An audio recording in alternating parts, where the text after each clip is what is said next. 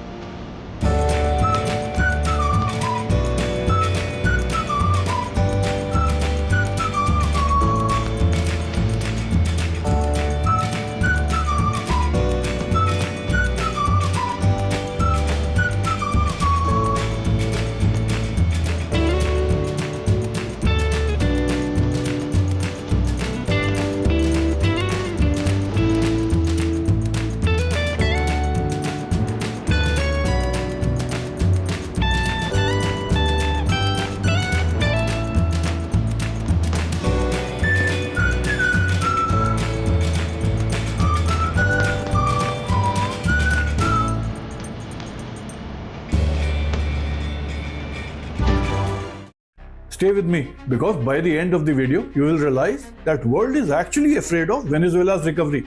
Venezuela sits on over 300 billion barrels of proven oil reserves. That's more than Saudi Arabia. Now think about this. If oil only created prosperity, would Venezuela look like this? 75% collapse in oil production. Economy shrunk by nearly 80%. Over 7 million people forced to leave. So ask yourself, when natural resources become center of power, who actually controls the country? Before we move forward, please do consider subscribing to the channel if the subjects of business, finance and economy are of your interest. In 1990, Venezuela made a dangerous bet. Oil became 90% of export earnings, the main source of government revenue, the backbone of political power. Everything else, manufacturing, farming, private business, was all ignored.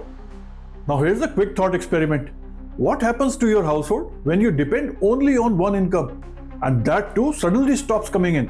That's exactly what happened to Venezuela.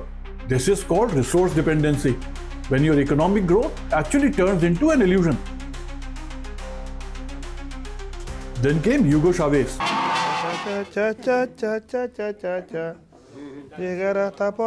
Just a human being, as you are, no more nor less. And he asked a bold question. Why should foreign companies profit from Venezuelan oil? So he nationalized energy assets, used oil money to buy political loyalty, funded allies across Latin America. For a while it worked. High oil prices hit corruption, inefficiency and decay. Now let me ask you, if a government uses national wealth for politics instead of productivity, how long can it survive? Oil stopped being an economic resource. It became a geopolitical weapon. When Hugo Chávez died, Nicolás Maduro inherited oil, but not the system required to manage it. Then came falling oil prices, severe mismanagement, and US financial and oil sanctions. Venezuela was cut off from dollar market, global finance, and modern oil technology. Production crashed from over 3 million barrels a day to under 700,000 only. Hyperinflation crossed over million percentage. Let me ask you a very uncomfortable question now.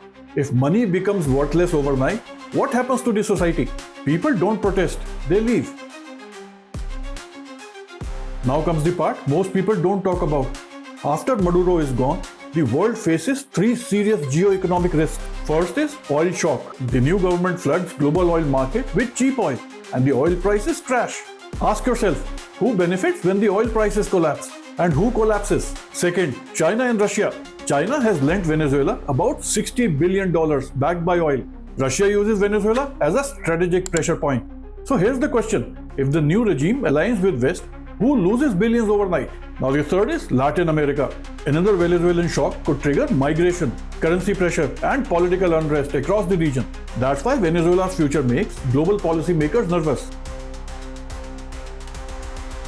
The US faces contradiction. It wants Venezuelan oil to control inflation, balance OPEC and weaken Russia.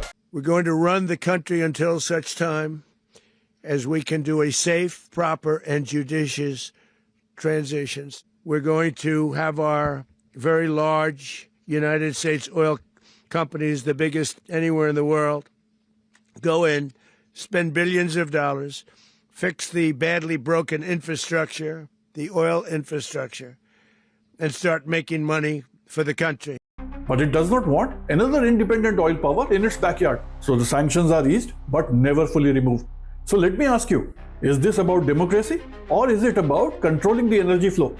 Venezuela teaches us one brutal lesson. Oil does not create prosperity, institutions do. The world is not afraid of Venezuela collapsing. The world is afraid of Venezuela recovering and no one knowing who controls its oils when it recovers. What do you think about the entire scenario that is developing? Do let me know in the comments and share this video with someone who may need to know. And last but not the least, do not forget to subscribe to the channel. Be inspired, keep building.